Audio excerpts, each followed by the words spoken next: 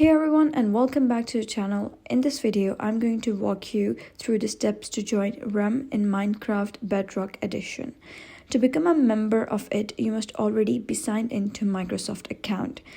If this is your first time joining a Minecraft realm, you should see a sign in button in the bottom left corner. Simply click on it, follow the steps to create a Microsoft account, and you'll be good to go. Once you've taken care of that, here's what you need to do next.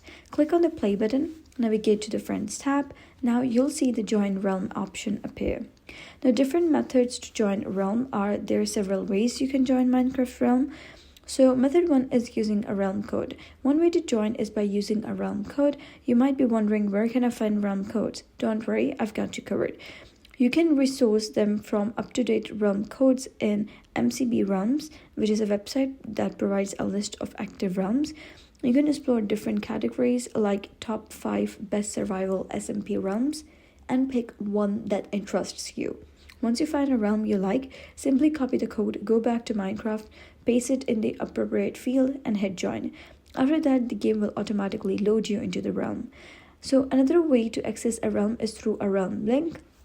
This works similarly to a realm code, but instead of manually copying and pasting, you just click the link and it will automatically open Minecraft and add the realm to your list. Now the third method is getting an invitation from the realm owner. The last method is to receive an invitation from a realm owner. So to do this, you'll need to share your IGN, which is in-game name, with them, and your IGN is a username displayed in your game. For example, you can just, the name you use in your game is your IGN.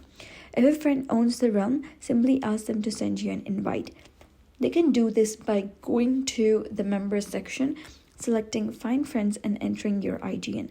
So that's it for today's video. If you found this tutorial helpful, give it a thumbs up and don't forget to subscribe for more helpful tutorials. I'll see you in the next video.